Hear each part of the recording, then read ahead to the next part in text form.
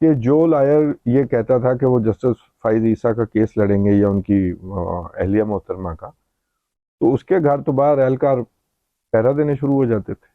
उसको डराया जाता था कि तुमने केस नहीं लेना है। एफबीआर में उनको उनका जो मतलूबा रिकॉर्ड है वो नहीं मिलता था। वहां पर बड़े बड़े अजीबोगरीब चेहरे नजर आते थे। ठीक है। लोग जो हैं हायर किए गए थे कि किस तरह काजी फायज ईसा को परेशान करना है, उनकी वाइफ को परेशान।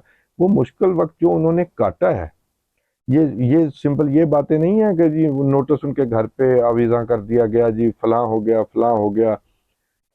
बात यह है कि उन्हें हरासा भी किया गया, इंग्लैंड तक भी लोग पहुंचे। तो ये बड़ी मतलब कभी बड़ी गलीज किस्म की एक कैंपेन भी शुरू हुई उनके खिलाफ, उनकी फैमिली के खिलाफ। क्या क्या नहीं हुआ। तो उस पे वो खत न लिखते। एक जज है, उसकी वो जो ड्यू रिस्पेक्ट है वो भी ना रखी जा रही हो, असल में उसे बेइज्जत ही किया जा रहा हो। और उसकी सजा क्या है, उसने का गुनाह क्या है। तो वो उन्होंने सिर्फ एफबीआर को फेस नहीं किया, उन्होंने एजेंसियों को फेस किया, उनके उनके बच्चों ने फेस किया, उनकी वाइफ ने। एफबीआर में पीछे पीछे कौन लोग, किन के जुम्मे एफबीआर ने, किस एफबीआर की ड्यूटी लगवाई थी। और अगर सच पूछें तो एफबीआर को जो केस रेफर करवाया गया था वो भी तो आखिर किसी ने करवाया था। आप क्या समझते हैं, वाकई समझते हैं कि ये कोई इंसाफ का तकाजा था? नहीं, वो तो अब आपस में वो हॉट पोटैटो की तरह बांट रहे हैं ना। खान साहब कहते हैं हमने नहीं करवाया था, वो कोई कभी कहते हैं फरूख नसीम साहब ने करवाया था, फवाद चौधरी साहब कहते हैं। और वो तब फवाद चौधरी साहब प्रेस कॉन्फ्रेंस किया करते थे काजी फायद ईसा साहब के खिलाफ, और कहते थे कि इनको बड़ा शौक है इलेक्शन लड़ने का, तो काउंसलर का इलेक्शन नहीं लड़ सकते, इसे आज जज छोड़ दें और लड़े। आज वो बड़े हुए में कि नहीं जी, हमारे तो उनसे बड़े अच्छे हसन ताल्लुकात हैं। साहब, ये इस धरती का एक कानून है, ये कोई खास धरती है। ये अब तो जल्दी जल्दी हिसाब करने लग गई है, लेकिन देर से भी जब हिसाब करती थी ये तमाम ऐसे गंदे किरदारों को माफ नहीं करती।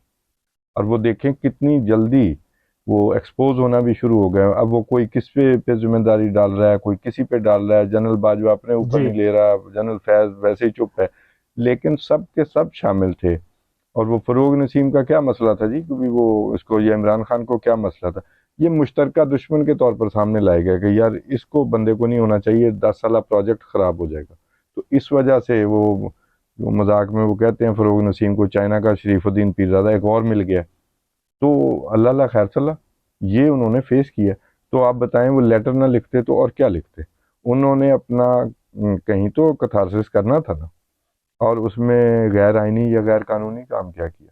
नहीं, लेकिन अब जो सर वो कान अब जो वो लेटर्स लिख रहे हैं उन्होंने, काफ़ी सारे जो कॉन्टिन्यूटी में पिछले 2-3 दिन में लिखे हैं, उससे देखें तो ऐसा नज़र आता है कि जो सुप्रीम कोर्ट का जो अंदर टसल एक चल रही है, पावर ग्रैब आप समझ लें, करने की कोशिश की जा रही है, जो भी है, उसको वो पब्लिक में ले आए हैं, ओपन में ले आए हैं। ऐसा करना नहीं चाहिए था। ब्रदर जजेस थे, मैं अपना मसला आपस में सॉल्व हसन, कर मैं लेते। आपको एक बात बताऊं। वो हमने पिछले प्रोग्राम में भी कहा था कि इन्होंने, अगर सियासतदानों ने अपना पार्लियामेंट की सुप्रीमेसी की बात करनी है ना, तो आर्टिकल 63 से अपनी, अब हमने उस दिन बात की, 15 दिन पहले की। अब लोग कहना शुरू हो गए हैं, अब ये सियासतदान भी कहना शुरू हो गए हैं कि आर्टिकल 63 में भी ऐसे हुआ था। हालांकि उस वक्त इन्होंने बर्दाश्त किया था। अच्छा, वो आर्टिकल 63 के बाद भी इन्होंने क्या सीखा है? इन्होंने, क्या वो दो जजेस, जूनियर जजेस नहीं लगाए सुप्रीम कोर्ट ने इसी गवर्नमेंट की कंसेंट से? जी बिल्कुल लगाए। ठीक है। तो सीखा कुछ नहीं है, ये इब्नुल वक्त है कि वो लोमड़ी वाली हरकतें हैं कि जी इस दफा दाव लगा लें, हमारा काम ये निकल जाए। लेकिन आगे तो बकायदा पुरानी लोमड़ियां बैठी हैं। तो आपका चला नहीं ना वो जादू जो आपने चलाना था, तो फायदा कोई नहीं हुआ। कादी फायद ईसा को इस गवर्नमेंट ने, उन्होंने तो असूली स्टैंड लिया था कि भाई यही लोग बार बार क्यों आते हैं, इन्हीं का नाम क्यों दिया जाता है, और ये चीफ जस्टिस का ही इख्तियार क्यों है कि वो खुद से शॉर्ट लिस्ट करके लाते हैं। ये बड़े अच्छे सवाल थे। लेकिन उन्हें बैकस्टैप किया और जूनियर जजेस को आने दिया गया। और उसमें 2-3 लोग आप बेहतर जानते हैं वो शामिल थे। अब वो कहीं नजर नहीं आएंगे कि हमसे कितना तब अब जो फॉर्मेशन बन रही है। नहीं, लेकिन वसीफ साहब, उसके बारे में मैंने जब पूछा लोगों से तो उन्होंने कहा कि जो नैब का तरमीमी बिल है उसके ऊपर गवर्नमेंट को रिलीफ मिला ना। ये जो जो सॉर्ट ऑफ व्हीलिंग डीलिंग हुई थी, दो जूनियर जजेस की अपॉइंटमेंट की, काजी फायजीसा की रेजिस्टेंस के बावजूद गवर्नमेंट ने कंसीड किया ना, गवर्नमेंट ने अपने वोट जी। दिए, लॉ मिनिस्टर ने दिए, अटॉर्नी जनरल वाले दिए गए। तो उसके अंदर सुनने में ये आ रहा है कि गवर्नमेंट ने को रिलीफ दिया गया। नैब के जो तरामीम की गई है कि उनको स्ट्राइक डाउन नहीं करेगी सुप्रीम कोर्ट, और ताहाल तो ऐसा फील हो रहा है कि उसमें कोई फैसला नहीं हुआ। आपकी बात में ही मेरा जवाब है। अब सारे ये भी कहने लग गए हैं कि भाई सुप्रीम कोर्ट स्ट्राइक डाउन नहीं कर सकती। मैं तो बहुत अरसे से कह रहा हूँ भाई आप किस चीज से ब्लैकमेल हो रहे हैं। आपने अब जो जवाब दे रहे हैं कि सॉरी जी 4-3 का फैसला हम नहीं मानते, तो आप नैब ऑर्डिनेंस पे नहीं कह सकते कि आप स्ट्राइक डाउन नहीं कर सकते। आपको किस आइन ने इख्तियार दिया है सुप्रीम कोर्ट को? वहां को ह्यूमन राइट्स की खिलाफ वर्जी हो रही है तो आप वापस भेज दें बिल। कोई इस्लामी कोई शेख जो है वो कोई वायलेट हो रही है तो आप वापस भेज दें, वो इस्लामी नजरियाती कौंसिल से वेट होके आएगी। ठीक है, यही कानून है। आपको इख्तियार किसने दिया है कि भी आप इवन आईनी तरामीम भी स्ट्राइक डाउन कर सर वो उन्होंने की ना 18th अमेंडमेंट के बाद से करते उन्होंने रहे। क्या ले लिया सुप्रीम कोर्ट ने, तो ये और एक दफा प्रेसिडेंट बन गया तो वो प्रेसिडेंट फॉलो होगा। नहीं जी, कोई फॉलो नहीं होता। जब आप ताकत पकड़ते हैं तो आप फॉलो नहीं करते। मैं तो इस बात को मानता हूं, मैं तो उस वक्त को भी कहता हूं कि मैं, अब कितनी शर्मनाक बात है, शायद खाकान अब्बासी साहब को मैं जाती तौर पर बड़ी इज्जत करता हूँ, बड़े रिस्पेक्टेबल आदमी। वो जी मुझे बुला के कहा था कि अगर नैब में तरामीम की गई तो हम स्ट्राइक डाउन कर लेंगे। तो भाई साहब आप साल बाद या 4 साल बाद भी क्यों बता रहे हैं? तब आपको तब बोलना चाहिए था, अगर आप आप तब नहीं एज बोले प्राइम तो मिनिस्टर तब बोलते हैं कि मेरा चीफ जस्टिस मुझे ब्लैकमेल कर रहा है। जब आप कर नहीं सकते तो जनाब 5 साल पहले भी किया गलत था, कोई प्रेसिडेंट सेट नहीं है। गलत का कोई प्रेसिडेंस नहीं होती कि जी वो सेट हो गई। चलें, जहां से भी आप सफर शुरू करना चाहते हैं वहां से करें।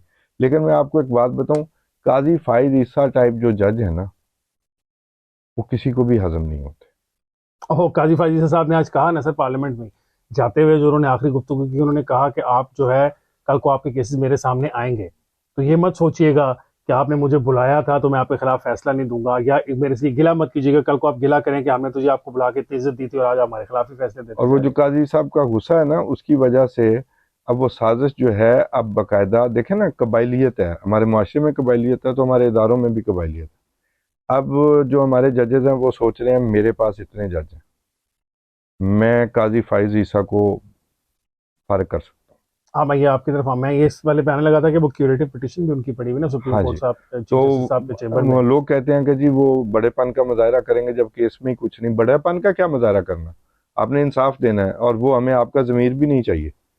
आपने आइन के मुताबिक इंसाफ, जब आपका रिव्यू पिटीशन भी फारिग हो गई है। वो सर वो जो जिन्होंने क्यूरेटिव पिटीशन के लिए दरखास्त, मतलब जिस गवर्नमेंट ने की हुई, ऑब्वियसली फेडरल गवर्नमेंट है हाँ ना, जी। वो उसमें सियासी जमात जो मर्जी हो, और जो जिन्होंने की वो भी कह रहे हैं कि हमें वापस कर दें, अब हमें इसे परसू तो नहीं वो करना। खोसा साहब वाला वही ना, गलत का प्रेसिडेंट हम सेट कर लेते हैं ना, वो खोसा साहब वाले के आपने दरखास्त दे तो दी आर्मी चीफ के, अब हम अब इसको हमारे सुने। पास फैसला अब है। रौला क्या था कि उन्हें खुद एक्सटेंशन चाहिए जी थी। उन दिनों बिल्कुल ठीक ऐसी है, बात।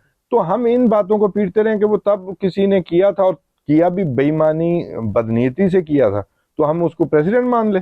नहीं, ऐसे नहीं है। कहीं से सफर आपने पिछला खत्म करना है, कोई नए सिरे से शुरू करना है।